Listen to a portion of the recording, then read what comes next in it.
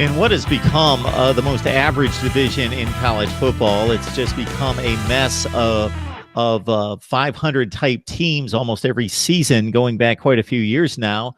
The Pitt Panthers emerged as the Coastal Division champions in 2018 with, after an ACC championship game loss, after a bowl loss, with 7 losses against 7 wins as the Coastal Division champions. So as odd as the 2018 season was for Pitt and the rest of the Coastal Division, it starts off, Mike, in a very strange way for Pitt and the division this year, considering that the way it played out is that when Pitt defeated Virginia in November, that turned out to be the de facto Coastal Division championship game. This year, they're playing the very first week of the season in August. We're talking about a Pitt team that lost to Penn State by 45 points, lost to Central Florida by 31 points last year, and they're going to have to run into those two again this year. The Virginia game's interesting because it's always a toss-up between Virginia and Pitt. Like you mentioned, it's a de facto coastal championship game. Back when they played in November, and now it's the opener. I like Virginia there, but that's an early prediction. Pitt's got Ohio in week 2, at Penn State in week 3, home against UCF in week 4. Now, a couple things here. Number one, Penn State is losing. First of all, they got a lot of talent in their running back room, that we know. They are losing Trace McSorley, a quarterback, so that's significant. They are losing some key pieces on defense, but Penn State should be pretty good again next year. They should be a top 25 team. So that's probably a loss on the road in Happy Valley. Then you get to host UCF. Now, Pitt is going to die against UCF. I don't know.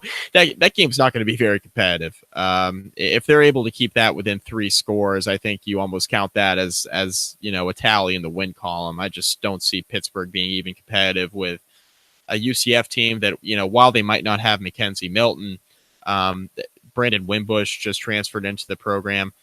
They do have depth there at quarterback, and UCF can find a way to score a lot of points. It's just what they do under Josh Heupel. It's what they did under Scott Frost, and they're just a very tough team to prepare for. Delaware is another non-conference game. You get them in week 5. I feel good about Pitt's chances there. At Duke is a toss-up game. Then you got a bye week. At Syracuse, home against Miami, at Georgia Tech. Interesting stretch there. Don't love Pitt's chances on the road at Syracuse on a Friday night.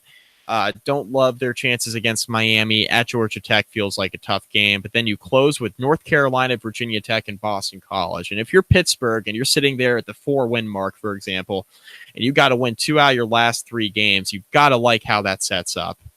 North Carolina, Virginia Tech, and Boston College are all going to be relatively average next season. I think Boston College has probably the highest ceiling out of any of those 3 teams to really make a return as one of the better teams in the ACC.